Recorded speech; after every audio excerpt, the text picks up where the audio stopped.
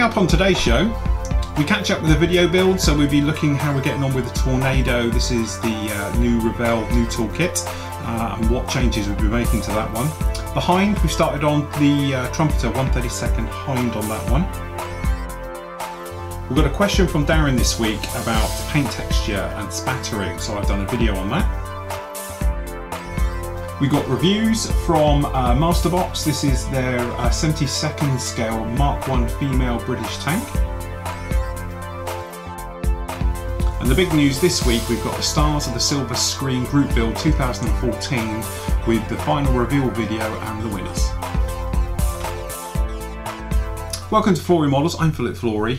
This week, really busy with various other bits and pieces, sort of behind the scenes stuff. Certainly sorting out the reveal video, which was no mean feat at all, because that was quite a monster project to do. Getting everybody's photos in, getting them rearranged as well so they look a little bit better on camera, which means sort of, you know, reformatting them and things like that. Certainly making sure everyone's name is correct, because I had a few problems with that last time and everything else. But that is later on in the show. We'll be revealing obviously all those photos, all the builds that went through. I think we actually had 77 in total actual completed builds, so well done to everybody. But later on in the show we're going to go right the way through all of those, and we'll be picking out our 3 winners for these amazing prizes and everything that goes with it. So first up for me, to be honest, I haven't worked much on the Tornado because I did so much of it last week and you're sort of catching up with it as we've said. But this week you're going to have part 3 of this go up. Now part 3 is going to talk about really about sort of, you know, the actual, the main assembly of it going together, okay, which to be honest is a little gem. There's no problems with this one going together. And then we're going to talk about actually doing this flap system, which as I said, I've been around, had a look now, and yeah, I think some people are right. There is some certain differences with the flaps and the way they go down and things like that, but I don't think Revell really hashed it too bad. I think you can totally get away with it as long as you're not going to go for the full-on deployment, perhaps just the more relaxed look to the flaps. You'll have no problem with it at all. Thanks for really mentioning that you're going to need to put the pod on the front. I am aware of that one, I must admit. So what I'm going to do is literally going to take a piece of clear sprue, attach it to the front of the pod, which you do get, and then I'm just going to sand it into shape and paint it, and I pretty much think we're going to get away with that one. But certainly it is still a really good kit, pretty much a dream kit. Loved every single minute of it, of the build. I'm really looking forward to get it into some paint. So I've got some paint coming in for this one, so certainly it will be a lot of fun doing that nice wraparound camo. But anyway, part 3 is that one is up on the site now. Now the Hind, which to be honest is over here, is in just bits everywhere at the moment, because in part 1 we talk about obviously what we're going to do, the photo etch set and everything else, and we've already started work on the cockpit. Now we're using a full colour photo etch set for this one, so we're having to match the paint as well to go in that one, and that's going to be part 1 of that. Now because of things I'm going to speak about in a minute, part 1 of that probably won't be up until Monday, purely because I'm uploading lots of videos at the moment, which a lot of you are aware of anyway, but obviously because of time it takes me to upload, it's taking a little bit longer than anticipated. So it's in the queue, but you either had the Hind video or me sat here, and I thought you'd prefer to have me and Hind up here after it. But certainly the next part of the Tornado video is up there, part 3, but as I said, it's going to upload over the weekend. I'm actually away this weekend, so I'll come back on Monday and put it up onto the site on Monday, and you can go through it from there.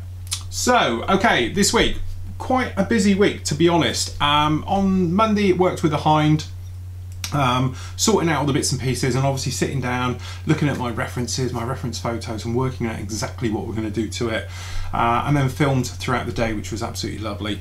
Tuesday I had a couple of questions sort of come in, and one of them from I've got to remember who asked now, Sandro, asked about commission work and things like that.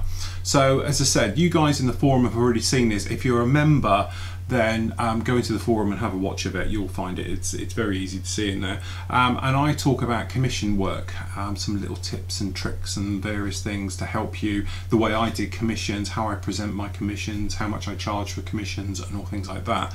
I'm not doing it as a general release video because I think, you know, as you say, it's some nice inside information there. So if you want to see that and you are a member, you go and see it. If you're not a member, tough, okay? You know, as I said, it's a 30-minute video of me basically sat like this talking about commission work and how I went about it and how I built up my business, my clientele, and various things like that. It's sort of a warts and all type of video with that one. And then basically I had another question that came in from Darren, and he was talking about the texture of paint. And about obviously spitting and spatting and, you know, stopping and starting with your airbrush and the reasons for it. So to be honest, I don't think I've ever covered that thing in detail, and that's what we're trying to do now. What I'm trying to do is to bring you more detailed specifics of things. So, you know, this is the type of questions. I put a shout out in the forum last week that said, if you would like a question answered, I can do a video on it, then let me know. Something just a little bit more specific. So don't just turn around and say, oh, I'd like to see more on weathering, because we cover that all the time. We're on about specific. So if you want to see a specific item on chipping, a specific on bleaching, so I can spend more time detailing it, because the trouble I have when I'm doing a build, I'm doing such a large area that if I did the specifics, it would turn into a 100-hour video, and nobody's going to want to sit through that. So by doing these, it's a way of sort of saying, right, okay, this is this specific thing, a 30-minute video, and I can show you exactly what I did. Okay, so for this one, what I actually did was sat down with an airbrush and we play around with paint and everything else like that. So let's have a look.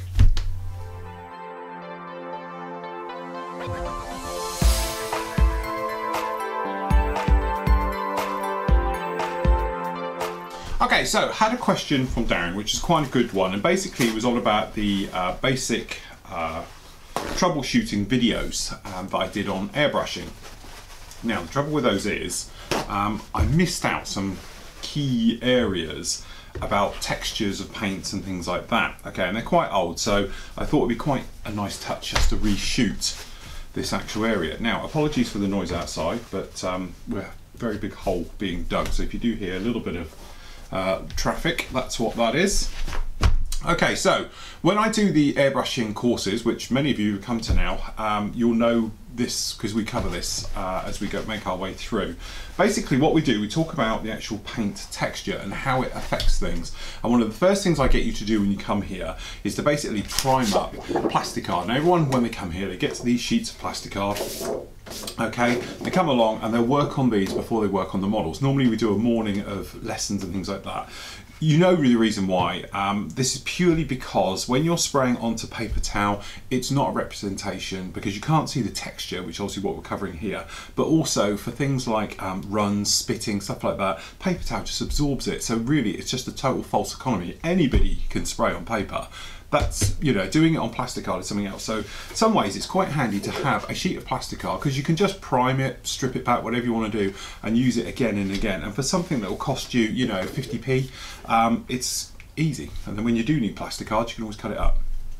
Anyway, what we're going to do is cover what I sort of cover with these things. So first of all, because this is new plastic art, the same as the guys do here, I always get them just a bit of airbrush cleaner down and to give these sheets a wipe, purely because if you try and spray on them, you know, you get quite a sort of gooey mess of them off, but also you can have oil, release film and everything else during the manufacturing process. So by doing this, it cuts out that problem, okay, and just makes it a bit better. So what we'll do, just a wipe over there. All right, so normally we talk about priming and that, but this is a good one we can do for texture. What I'm going to do is show you with three types of paint. So I've got some Model Air, which as we know, use it straight out the bottle, spray it down, no problem at all. Tamiya, we've all used it, okay, very forgiving paint. Again, you can see the texture with it quite well. Then we're going to talk about odd type paint. So, you know, the Italian one is like this. It's very, very thick, so you have to play with it to make it spray. It's not like, you know, Model Air or Tamiya, which, you know, Tamiya is, I know, 50-50 mix, any air pressure, you can spray it. Model Air, just put it in your airbrush, basically any air pressure, you can spray it. This stuff you need to play with a little bit, which is something we'll talk about in a moment. So, first of all, we need an airbrush. So hopefully we can find one that works. All right, we just come in here. So we're just gonna, usual thing, bit of airbrush cleaner, just a little bit, just to see it spraying. So what you do, you look at how it's coming out, okay? Because this will affect your spray pattern as well. If you've got an airbrush with a lot of build up around the actual diffuser area, like in here, things like that, what can happen is it can actually affect your spray pattern. So if you've got a two-prong cap like we have on this guy, like this, if you've got build up on both of the ends of the prongs and you spray it, it will make things very, very speckly, okay? And because you've got speckly, that gives you a rough texture and can cause you no end of trouble. Okay, so making sure your needle's clean, your airbrush is clean and everything else, because as I said, if you've got goo in there and it's struggling for breath, as I call it, when perhaps the nozzle's blocked and you only got a small amount of paint coming through, that means there's a lot of air coming through and not a lot of paint.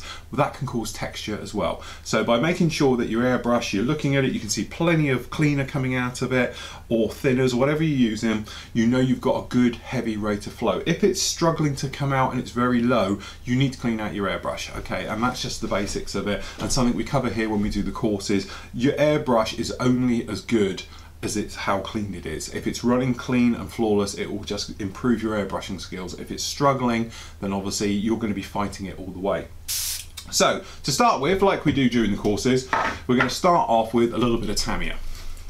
Now, what we're going to do in this thing, we're going to split this up into three, okay, and I'm going to show you different textures versus different amounts of thinners and the reasons why, okay. So to start with, we're just going to come in with a colour cup here. We're just going to put a little bit in the bottom, okay, and we're going to spray it neat. Now, we've all done this, we've covered it a lot recently, and basically what you're doing, when you're spraying neat, it's coming out very, very thick, and it takes a lot of air to get it out as well, so it's drying it very, very quickly as it goes. So what I'm going to do is put this sort of into six, if you like. A bit of cleaner down there. Alright, so we're just going to start over here, and we're just going to put down a very nice layer just in this area, just like this, and you're just trying to keep your control good. And you can see by the pattern as it's going down that it's very speckly, okay, but it's quite even, so you can go and change your scales. But as you can see, it's quite a textured type of spray to it. Now, there's two things that causes this texture. First of all, because it's thick paint. Obviously, it's having trouble atomizing the paint, okay, and laying it actually down. And because of that, the blobs, obviously as it's atomizing it, are a lot bigger than would it be if it's thinned. If it's thinned and having no trouble, it would be flicking them off and you'd have no problem with it whatsoever, okay? But because, as I say, it's quite thick, you get this type of problem. So, two things, let me just flick this on before we all smother. Now, hopefully the camera, or one of them, is going to be able to catch in the light the texture off of this guy. If we try this on the side, sorry, too close. The trouble is, when you deal with white sheet, cameras absolutely hate it because it knocks out the white balance, but you can see it's pretty textured, and when I look across it, it looks like a sanding stick. Okay, and this is purely because we've got that trouble where large particles are coming off the end of that needle, not being atomized into the smallest as they could be, and it's going down. Good thing about it though is great coverage. So if you are thinking about things like putting it down for wheel wells, spraying white especially, spraying black around canopies, we've covered it a lot. When we're going to be doing our tornado canopies, to make them look black, I will actually use thick paint. Twofold reasons. One is it goes down, it covers a lot better than thin paint, i.e. it's not going to run around, it's not going to be able to get underneath the tape either, because obviously it'll be all masked up. The thicker the paint, the less chance it's actually got to get underneath tape and cause bleeding and stuff like that. Now, a lot of people will tell you you can't do fine lines with thick paint, so this is just what we've used here. I'm not changing the air pressure, and we're spraying around about 30 psi, okay, but you can come down, alright, and we're going to put in, and people will tell you you can't do thin, tiny, little hard lines and stuff like that. I beg to differ. You can make anything a very, very thin line, and this is thick paint. People will tell you you can't do this, you know. And don't forget, this is neat paint going down. Do a thin line. Again, I beg to differ, okay? Obviously, if it's thinner, I can make it a little bit thinner line, but I can get down to probably even less than that. Okay? The only thing you will notice, because it is thick paint, when you look at it, you've actually got speckles all each side of it that are quite heavy, alright? But, if we now make a 50-50 mix, so we're just going to double up on thinners in here, and grab a brush. Sorry guys, I've lost my little cleaning brush. I have to be careful here because I've got so many brushes with so many things on the go. Okay. So what we've got in here is basically a 50-50 mix. Okay, so we've obviously got the thick stuff in the first part of the needle, so we want to lose that. Okay, immediately you will notice you can hear and see visually the thin paint coming through, because suddenly, instead of it coming out, it suddenly dumps out really, really quickly. Okay, now if we put this next to our other guy here, hopefully you can see we are not covering as well as we did the first time. And look how wet that is. Okay, so it's going to take quite a bit to cover, purely because it's very wet and going down and everything else. So if I just dry this back, because it's thin paint as well, you're going to take more to cover it, because obviously it's just not as thick, it's not covering as well. Okay, so I've basically gone through the same amount of paint that I did there just to do this bit. I know it's slightly bigger, but you get the point to this. Okay, but when we're coming into doing our little fine line jobbies, okay, we can come in here. As you can see, I can go in and do fine lines, but again, if you look at them, they are not as covered as well as the thick paint, purely because of the amount of it. Now, by turning down the air pressures and the various things of playing it, you can actually get this down to be something quite nice. Just clean the needle a touch. Okay.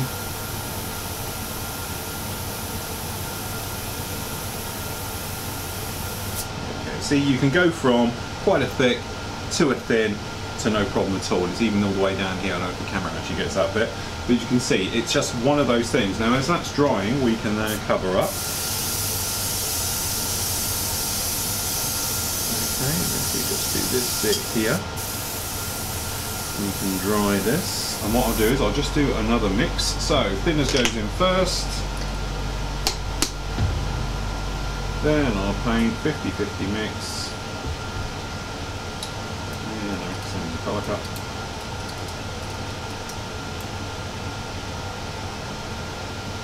Check your flow, blow it through, and then back in again. And what we're going to do is just build up this area to get it in. Now it is a little bit speckly on here, you'll see little speckles. That's purely because it's picking up dust from the paper towel. Again, if you can, I've got some down here. If you use something like a Lazy Susan type thing on top, it's higher than the paper towel. It stops this dust and particles all coming up and sticking onto your actual work. So if you wanted to, you can come along with something like this and spray onto this, and you'll notice you won't get as much dust particles coming up. Okay, so if I just backfill this in,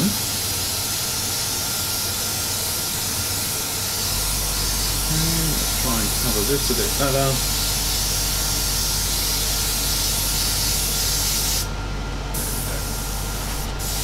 Down here.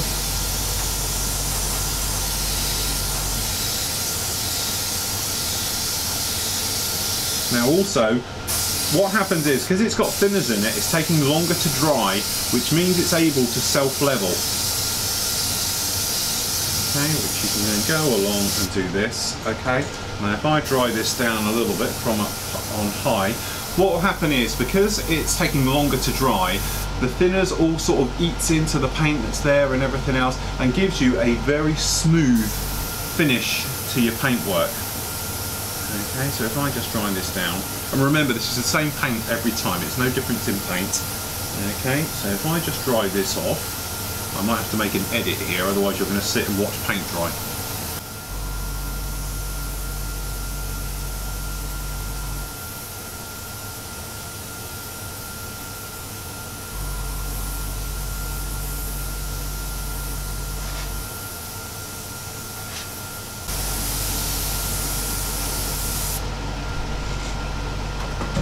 Okay, so there we go. Now hopefully you can see on one of the cameras, probably the side camera's a nice one, you can see the difference. We've got this one here is a different colour to this one here, but it is the same paint. Alright, again, this is where texture comes in, because actually what you've got is this one over here being a thicker paint, it's more rough. Okay, so it gives that impression of being slightly lighter because the light is reflecting off of all the lumps. So if you used to look at it at a micro level, because you've got a nice sounding stick, a really coarse one, hold on.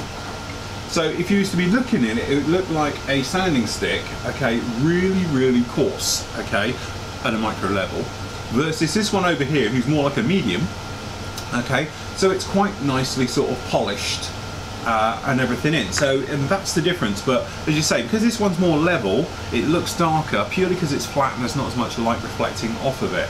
So this is the thing, over texture plays a part in your colour. Now, when we teach here, this is one of the things I talk about, how to, when I talk about tonal changes and versions of paint colour, I lighten and darken, but also I thicken and thin the paint, and it gives you a nice variation, and that's how I get that sort of broken up paint sort of colour and everything else to it.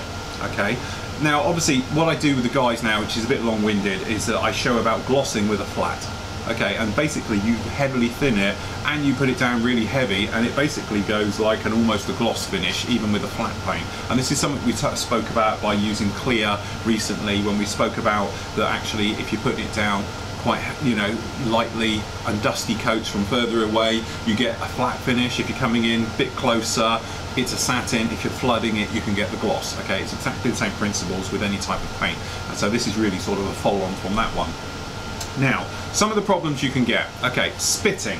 Now, if you're getting into a situation when you're coming in with your paintwork, let's put this guy over, okay, and you're literally getting spitting, it can be obviously a problem we spoke about with the nozzle before. It could be a bent needle. It could be that there's a flow actually inside, so it's actually getting lumps of paint coming in. Putting your thinner in first will stop a lot of that, because sometimes what can happen is you can get thick paint in there and then it's always down there during your entire airbrushing session. Okay, so you just want to be careful with that. The other problem you can get, of course, is actually, let me just offload that a moment. Okay, if I just do a very quick colour change. So a quick colour change, literally dollop a thinner of airbrush cleaner, rub around your colour cup. Don't blow this out through your airbrush, and don't cover all your stuff and paperwork and everything with it, but you get being speedy. Have this, then dump it. Another small amount of airbrush cleaner goes in your airbrush, give it a swill, dump it. Don't try and blow that out. The thing is, if you was to blow that out, okay, if you was try to actually put it through your airbrush and blow that out, all that scum around the top and crud will go down into your needle and the nozzle area, and when you get in there, then that's the bit where, you know, when you're spraying and it stops and then it starts and then it stops and then you can get it to come through and then it stops, it's because you've got build up down the end. The paint is physically having trouble getting past, especially with acrylics. It sticks to the outside, and many people I see, especially the guys who have come here, they will literally give it a rub around and then they blow it all out. All the dried stuff around the top gets sucked down into the needle area, blocks your nozzle. So just literally blow it all out from the back, and that will really help you. Now, when you're dealing with a funny paint, like we've got here, this below, we've got a darker one, should be right with this one. Okay, so we've got here, this stuff is extremely thick, so I'm not going to go over the top here. If we just put a bit of this in here, get it to come level. Okay, now this stuff is really, really thick, but again, a good high air pressure behind it, we can spray this out even neat. Okay, we've got a good clean airbrush, it's spraying in neat and everything else. But same thing again when we're putting it down. There we go, got both colours all coming through now. You can see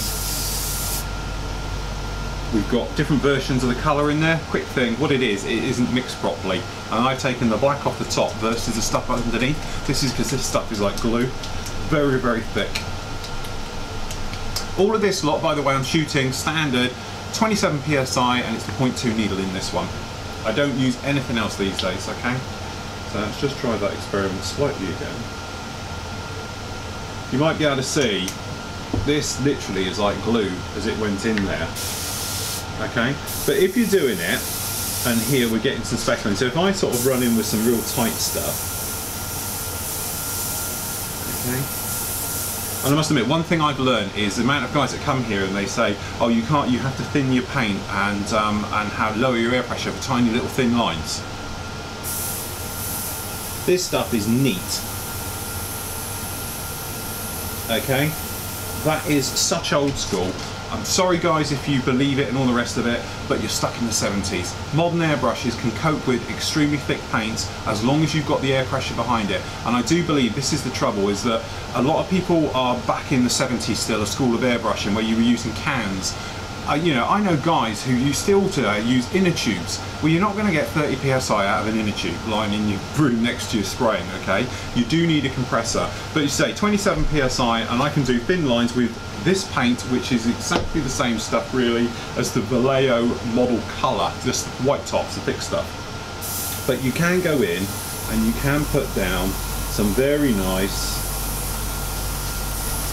you know, freehand stuff like that, as in hard, and it will do the thicker stuff. But what can happen is, and I'm trying to get it to do it now. Okay, here we go. I can hear like a flicking sound. Okay, and what it is, it's having trouble getting it off of the needle. The area between the nozzle and the needle itself, it's getting build up there and it's struggling. And I'm pulling the needle quite a long way back to get anything to come out. And now we go, we're stopping, starting. Okay, we've stopped. I've got that all the way back now and nothing is coming out. You can see that? And we've got bubbles now coming up the top. Purely because it's now blocked the end, and I'm hoping one of the cameras will see this. What's happening is, because the paint is so thick, you might be able to see we've got the little tip. That actually is dried paint. This guy here is off the end of the needle, okay?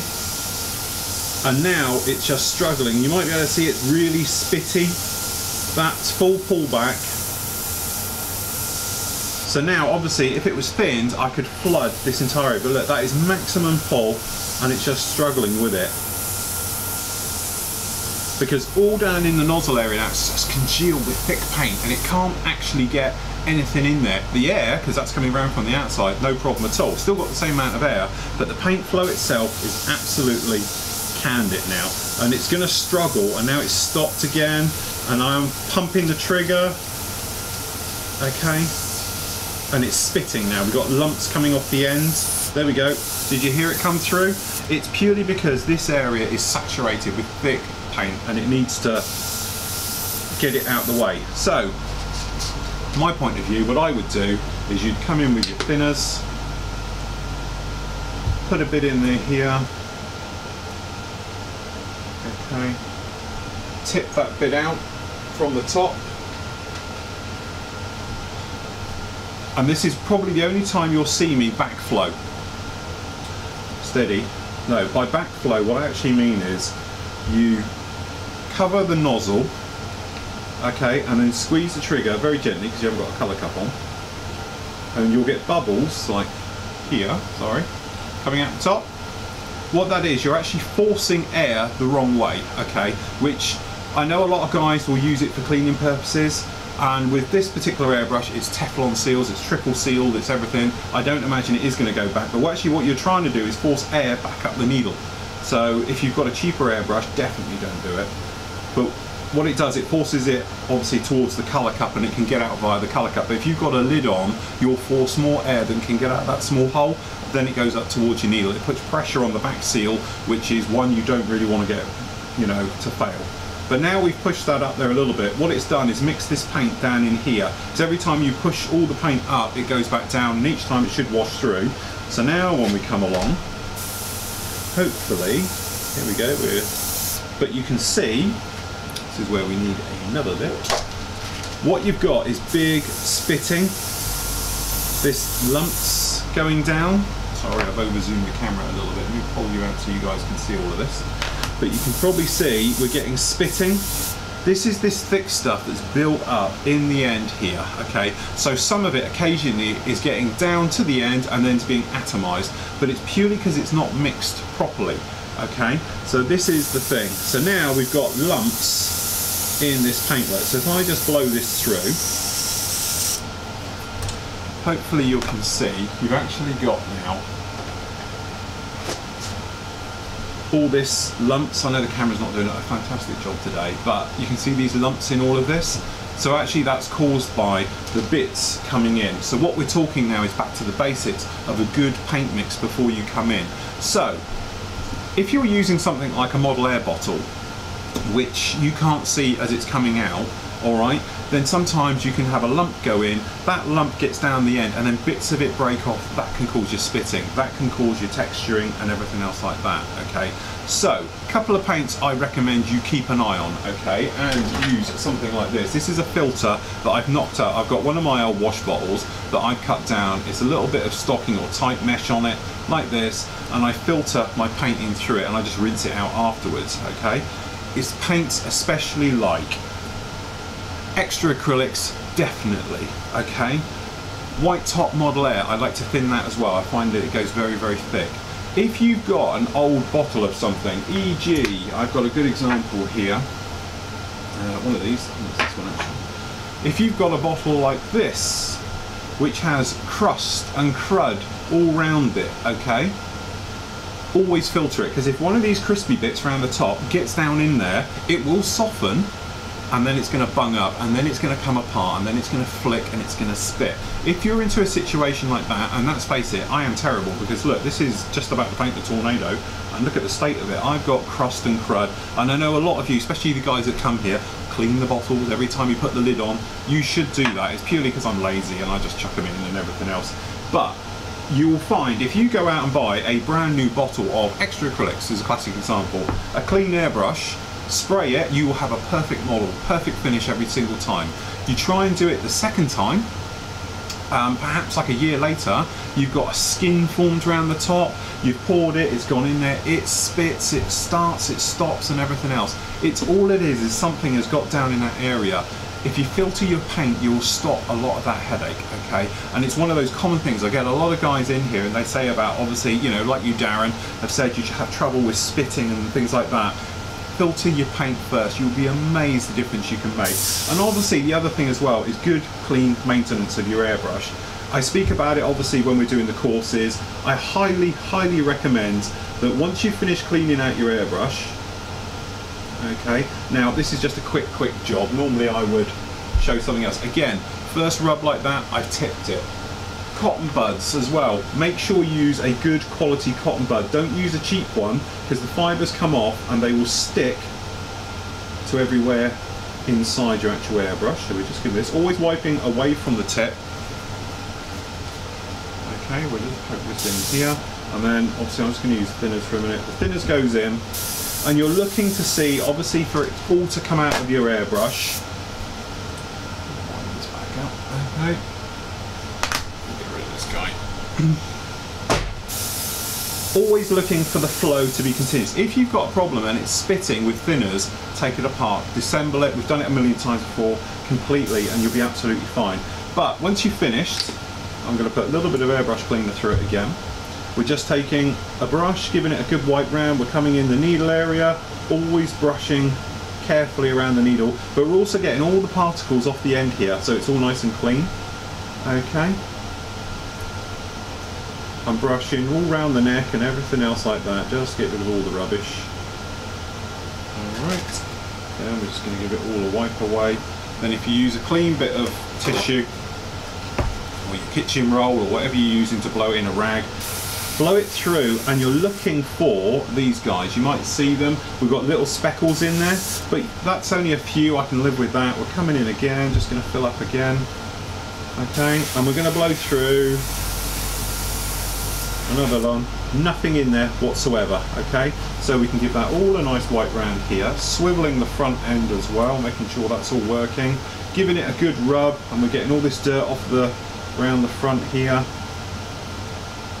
Okay, so what I do, final thing, once I finish for the day, I put a bit in. When it disappears from the needle, I'll leave it, and it won't leak or come out or anything else like that. But what it is, it's keeping a tiny little bit of thinners in that front end, and it's keeping it moist. Now, although a lot of people think, oh, what about your airbrush? If you've got a good quality airbrush, okay, and not a Chinese knockoff, it's not going to hurt it. because everything's designed to have fluids in here. It's Teflon seals in this one and everything else. And good rubber seals won't be a problem either, and it's not going to rust, okay?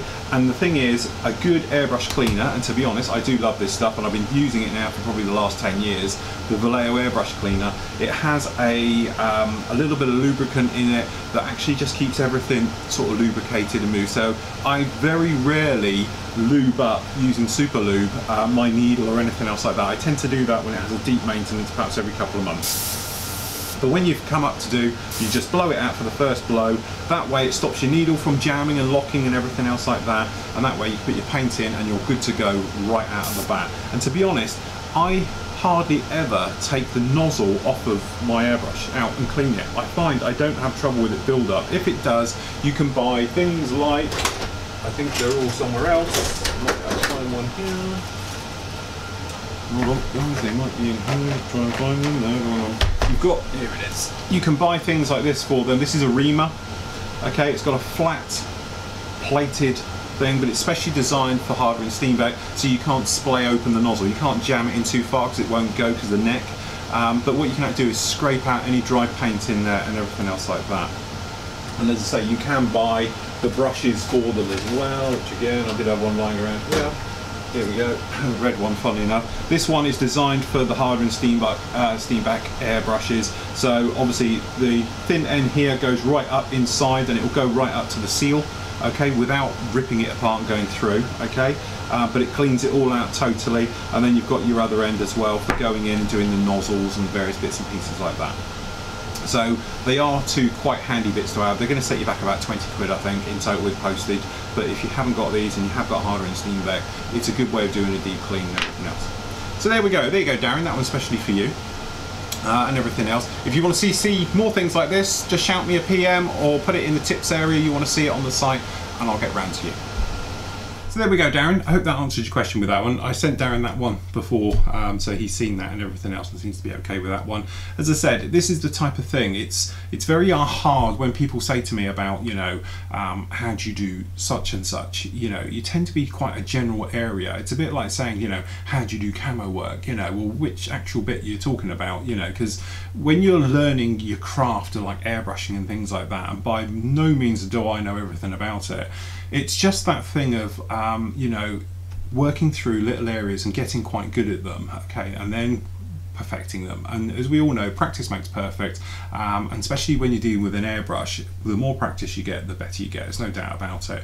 But as I said, if you can pick a specific question perhaps you want answering, okay, then it's no problem. And in that one, I know I said, you know, a little bit brash about it, but I said about, you know, old school 1970s thing about you needed to do a thin line, and there's me just doing thin lines on thing with thick paint. You know, it's one of those things, you can just do it if you want to, it's no problem at all. But as I said, you can thin your paint a little bit, you can go down, and that way you can manipulate the paint, okay, and you can give more tones and more patterns and things like that, and blending your paints and all those different areas to it. But they're all little tips and tricks you pick up over time. So these are the little things I'm trying to sort of show with this one. But certainly from that point of view about texture of paint, I covered it a little bit when we spoke about clear as well. For you guys who watched the full video, the member side of it, they would have seen me spraying clear and flats and that, and using different techniques and air pressures to put down a gloss as a flat and a flat as a gloss and various things like that.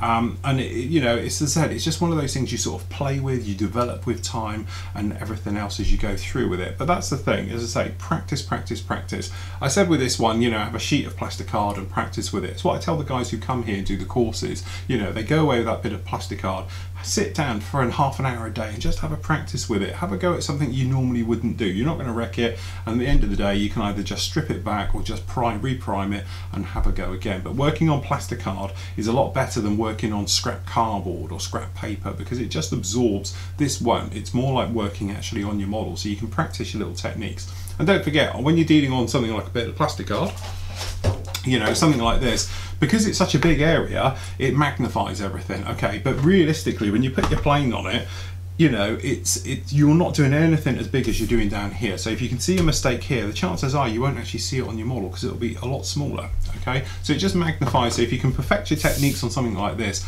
working on a model really is a lot easier. Okay, so next up we've got a little tiny review for you. We've got the Marster Box 1/72 Mark II female British tank.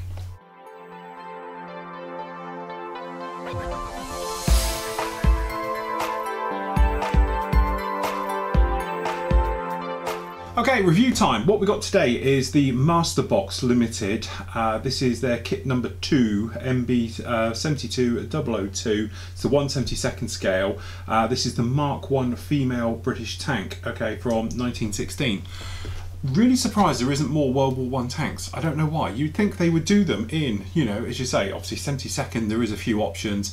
35th, there's a few options, but there's nothing bigger than that either. Just nobody seems to do it. I don't know if that's because technical or just because nobody would want them or anything else, but it's very much, I think, an interesting period. Obviously, tanks completely in their infancy and everything else. Now, this is the female tank, which means it actually has the machine guns. The male has the cannon, and the hermaphrodite one, i.e. both, bits of both, male and female, has machine guns and cannon, so that's how you know. So, what do we got? Nice little box, as you can see down here. Lovely little artwork on the front, has the little steering wheel at the rear and everything else like that. Quick look through, we can see the importer obviously here is creative with it. We've got your colour artwork on the back, obviously showing the camo work. Paint callouts in life colour and Vallejo, as you can see just down here. And again, so there's not much going on, and this one's even got a price on it. So take your prick on your price, because one says 11, one says 13. So it's probably somewhere amongst that. So in your box, obviously you're not going to get much. First up, we've got the instructions. So we have a little bit about the tank itself, obviously about the Mark I, all the way through. A female armed with machine guns. We know the male's armed with the guns and everything else. And then what you actually have, oh, this is an interesting way of doing it, which will completely throw me. What we've got here is, obviously we've got the parts callouts, not many as you can imagine, okay, and then we're making our way through. Very nice and clear as we can see, okay, going in. And obviously because of its design and everything else like that, as you can imagine, there isn't a great deal to it. So this is this steering cart, which apparently was dumped very, very quickly because it didn't really do much. Really how they thought a couple of wheels were going to stop a massive tank like that and help it turning is beyond me. But as you can see, anybody who's seen the film Warhorse will instantly recognise this one as being the Mark I tank, as we go right the way through.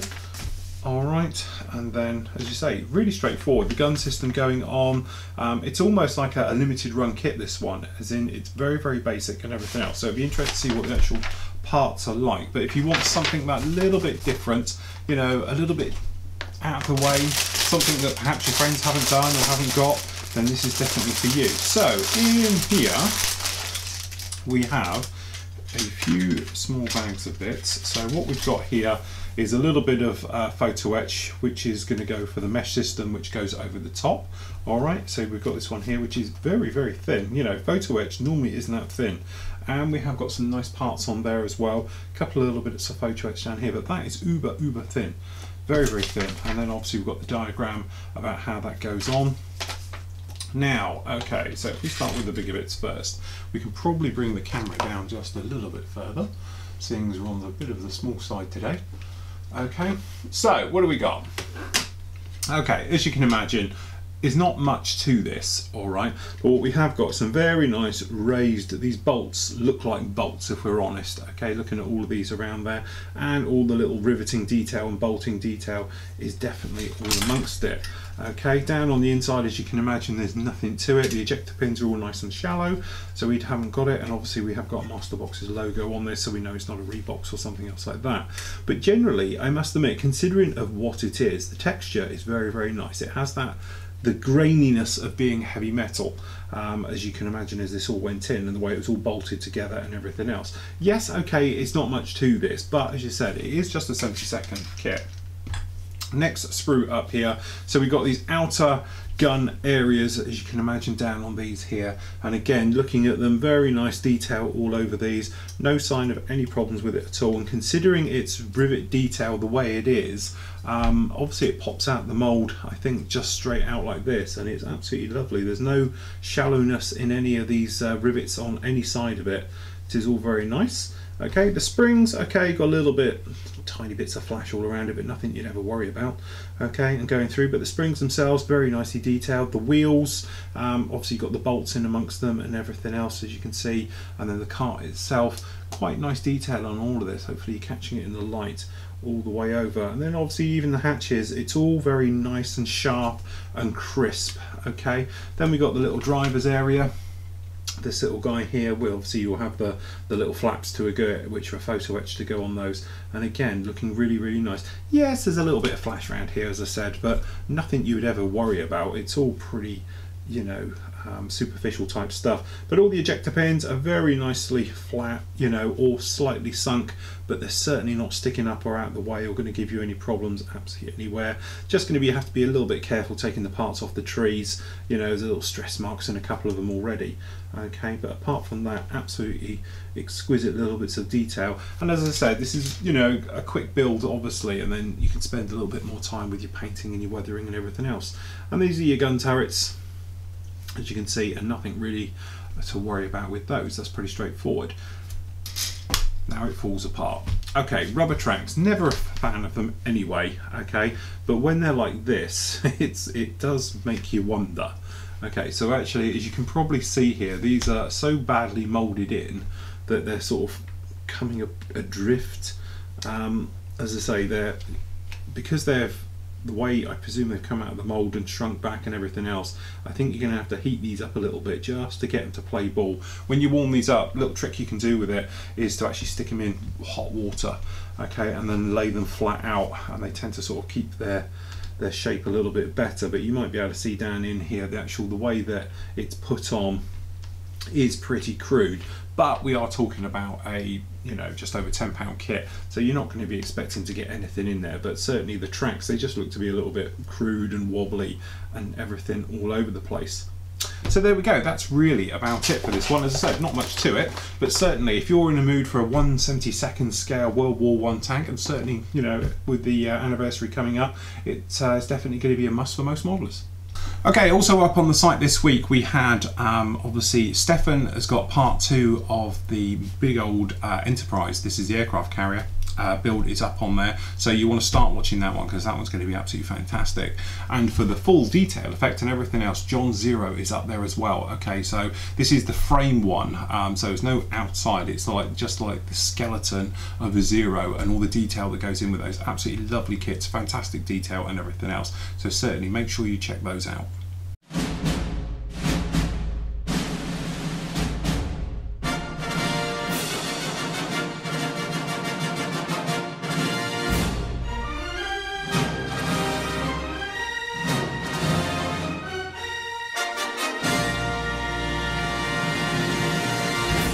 Okay, so Flory's members, we've been busy beavering for 7 months actually for this group build, because it's a little bit longer, and you've been working on your Stars of the Silver Screen group builds.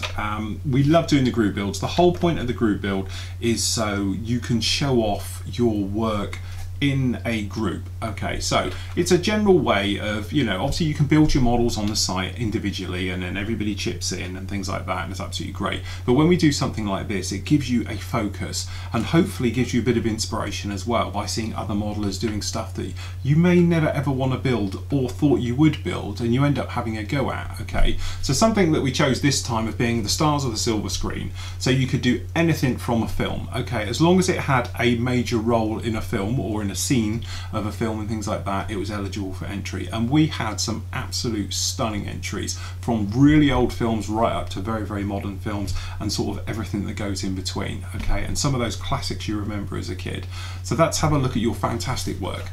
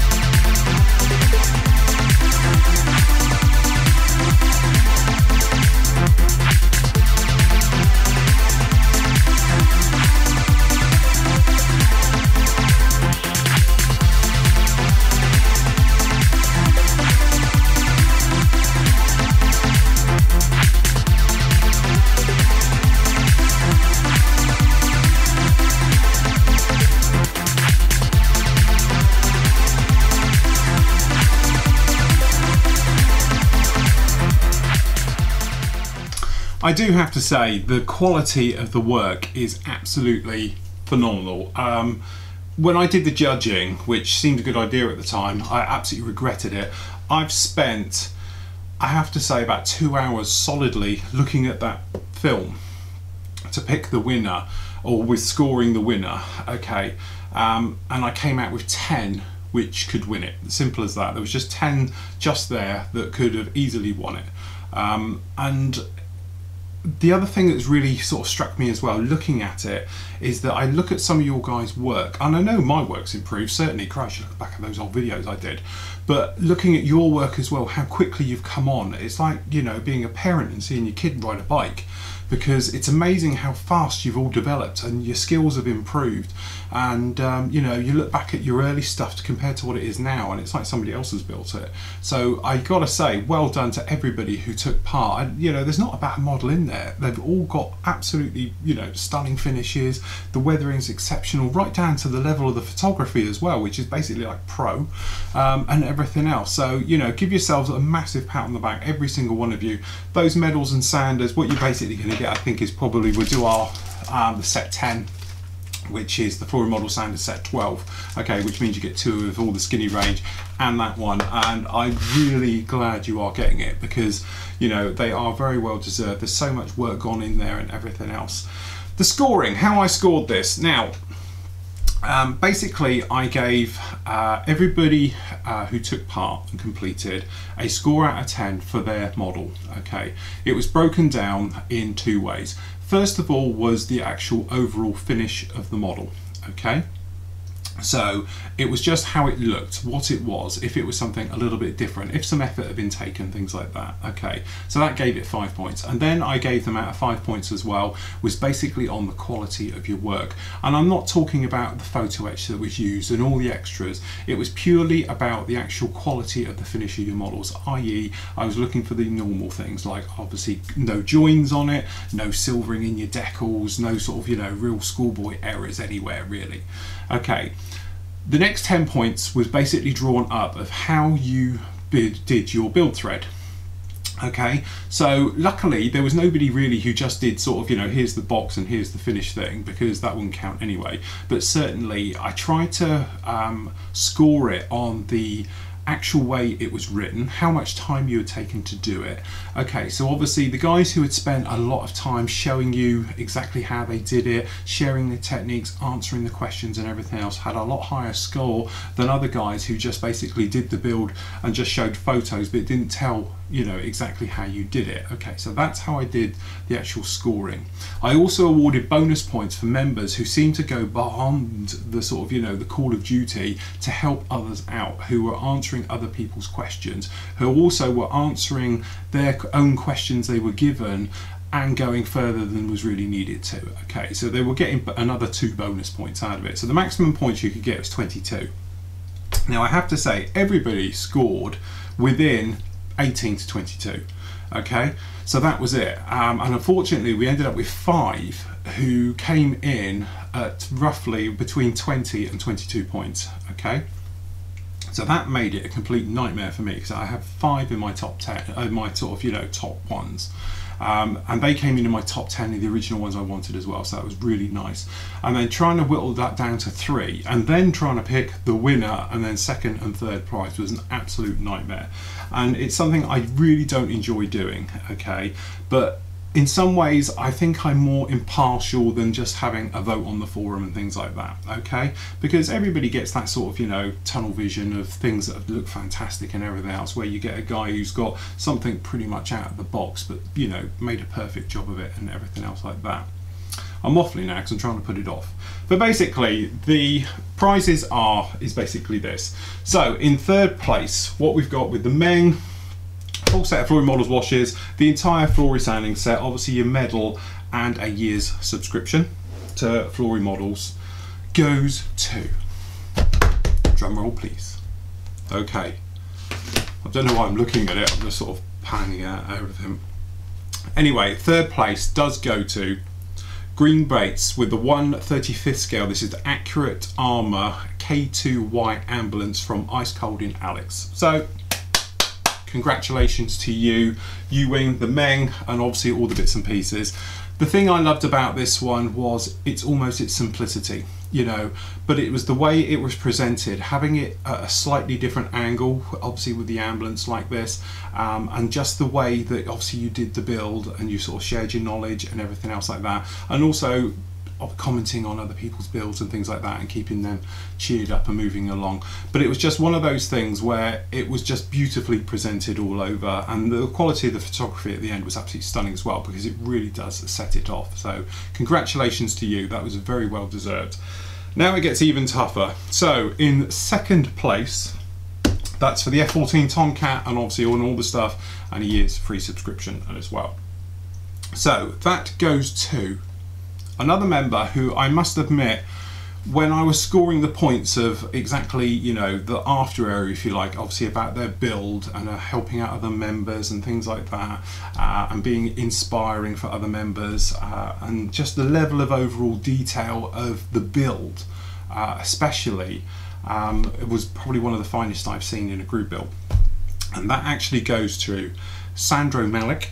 Okay, he did the 1/350 scale trumpeter. It was the USS Cole, which he then converted into the USS Paul Jones from the film Battleship. So congratulations to you, mate.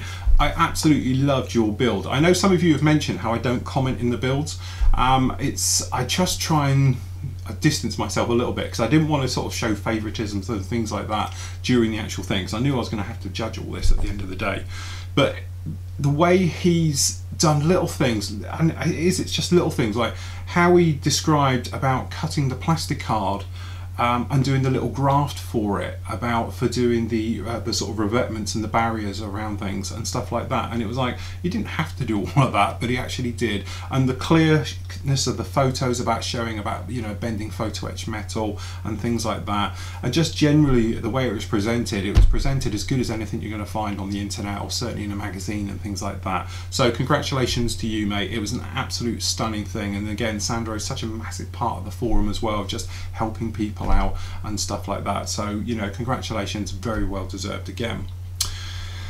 First place, which is obviously for the Zukamori Sky Raider, also with life membership, okay, for the winner as well, and obviously all the bits and pieces as well.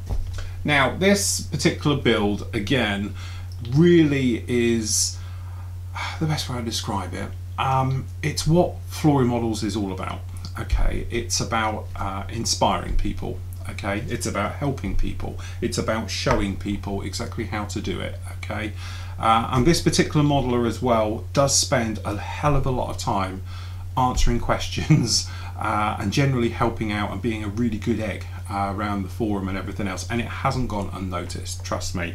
And also, he's another modeler where his work has somehow, it's like he's been, you know, Stepford wived into a modeler overnight, because it's like, you know, his work has just gone straight through the roof, and he's gone from being learning the basics and getting the basics down to actually turning out some really stunning stuff these days. And again, I was talking to another member about you actually this week, and that's why I couldn't say too much at the time because of this.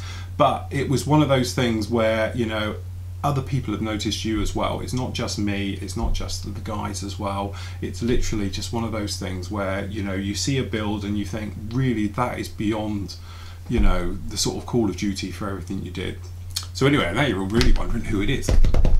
It actually goes to something we looked at in the very early days of this. This actually goes to Richard Moore for his 1/72 Airfix Grumman Duck. Now, as we know, this kit is probably older than me, who's really getting old now, but certainly, you know, it's a very, very poor kit, and it just goes to show that you don't need to you know, spend massive amounts of money. You don't have to have the latest kits. You don't have to have, you know, brilliant aftermarket stuff.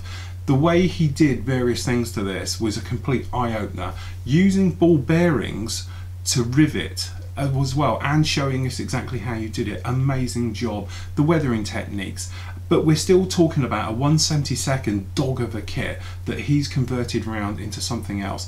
But also, Richard, you have spent much more time than most people talking and answering questions and helping out everything on the forum, especially with the Stars of the Silver Screen group build, but generally as well. And really you're an inspiration to, I know, myself and a lot of modelers, and especially most of the guys on the site as well, because some of the stuff you turn out is absolutely stunning. So congratulations, mate. You're going to be getting all this lot sent off to you. You're not that far. If you do want to come and get it, you're more than welcome to come and get it, because you're only probably about 2.5 hours away from here. So if you do want to pop down and spend a day with us, you're more than welcome. But there we go. Again, it was really hard. I was going to actually do some shout outs, because there were so many models on there that could have won this. And as I said, I had a list of 10 and any one of you could have won it. But I don't want to mention them because it's going to sound like, well, you did, but you were close but no cigar type of thing. Okay, but let's just simply say the quality of the work was absolutely a nightmare for me to judge. And it was only because I did it on this point system and half the points came from your actual builds themselves. If it was just to do with your final quality of the work, I would have been well in the, yeah, okay, because everybody was a winner, okay? And that's the thing with Flory models, and I don't want to sound like I'm preaching here and I'm going to go into my Oscar speech and start crying, but it's what we're about. It's about helping out other modelers. It's about, it doesn't matter if the kit's any good or not, because who cares? You know, you get crap kits, you get good kits, okay? You get kits with problems, you get kits that fall together. But at the end of the day, it's about modelling, putting them together, enjoying yourself, having a laugh with it as well. You know, as I say, you need the comedy value being in this place. Okay, so getting that medal doesn't just mean you were a runner-up and things like that. It actually means you were a winner as well, because you've produced a fantastic piece of work that I am really proud to put onto the site. I'm really proud to do the video of it. And then, as I say, doing this reveal video, it took me probably about 7 hours to go through it all. And it's great because I'm looking at all your work really closely and seeing all those extra bits you do that when you're just glancing at photos and when you're probably watching this video, you know, the reveal video, you wouldn't even notice. I did, okay, so I appreciate all your work you've put into it. I appreciate all the time it takes you to do these posts, especially you guys who spend that little bit extra showing modelers how to do it. So you're basically doing a step-by-step photo build of your work. It's not just a case of, now I've painted it green, now I've put the wheels on, here's it finished. You've actually taken the time to show and do nice clean photos so people can follow you and pick up tips and knowledge from you as you make your way through. Now I really am waffling and sounding sad, but that is what Flory Models is all about. We're not here to bitch, we're not here to backstab like certain places and all the rest of it. We're here because we enjoy the hobby, we love the hobby, and we've got a great community, and that's why we're easily the best on the net, bar none, okay? And that is what it's all about. So I'm really proud everybody who takes part, and if you didn't take part, remember, you know, as I say, there's loads of SIGs and group builds coming up and everything else. You can easily join in as well, and we'd love to have you part of you. So there we go. Well done, Richard. Well done, Graham and Sandro as well. I'm going to get these, obviously, I'm away this weekend and everything else. I will do them next week, and then I'm going to be banging on all your PM boxes, okay, for your addresses, because I don't keep any on file, and then we'll get all these out to you next week, which will be fun at the post office. And say, if the stickers aren't here, you're all going to get a set of sanding sticks, which you probably prefer anyway, but if not, it'll be the sticker. So we'll just see if they arrive here in time, but obviously I want you to get those. And remember, I want photos of your model with your medal when you get them as well, because that's absolutely fantastic. So anyway, without further ado, I'm going to leave you with our winner. This is Richard's build of his amazing 1/72 Airfix Grumman Duck. So until next week, everybody, happy modelling and take care.